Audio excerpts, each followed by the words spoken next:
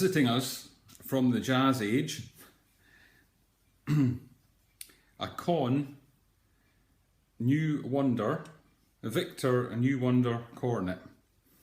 And anyone who has anything to do with the trumpet world or the cornet world will know that this is known as an 80A. In fact, this is an 81A, which means it's in large bore. The bore of this instrument, I'll show you this side. It comes out here, and by the time it gets to the bottom of that slide, it's 0.484 inches. So if you think you play on a large bore cornet that's 468, this is huge. This is almost like a trombone, small bore trombone size of instrument.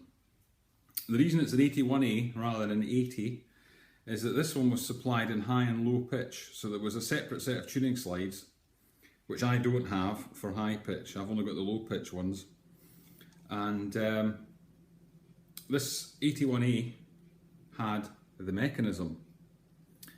And what this mechanism does is it allows you to change from the key of B flat to the key of A.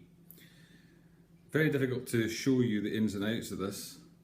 You can just see that linkage there. That gets picked up and transmits the movement through all of the slides. So as you pull this forward, I'll hold it like this. The first valve slide, the second valve slide, and the third valve slide all come out. So you can do a quick change to the key of A without having to adjust any of the slides. And when you push it back in, it even pulls the second slide in. Later 80As didn't have that because, well, they had a tuning slide, a second valve tuning slide that pointed back the way. So, a few things that are rather special about this instrument. First of all, it's gold plated. You can see it was silver plated then with gold on top. This is not lacquer, this is actually gold plate.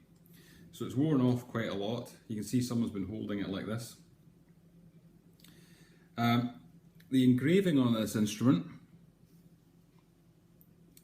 this is Leda and the Swan, which is a Greek mythological story where the swan, I think it was Zeus, disguised himself as a swan in order to seduce Leda.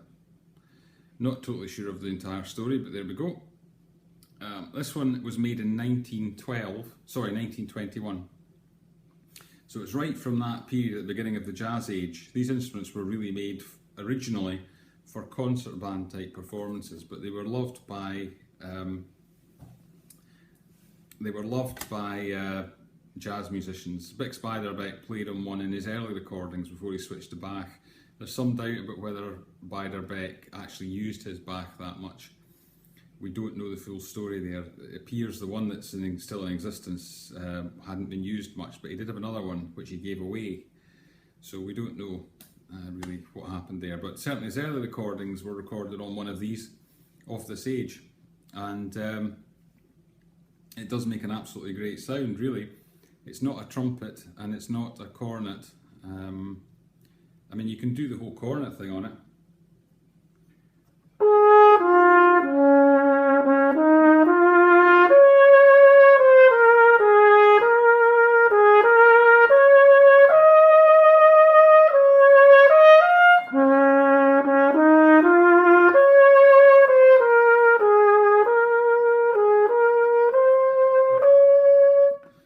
You can do the whole cornet solo thing on this.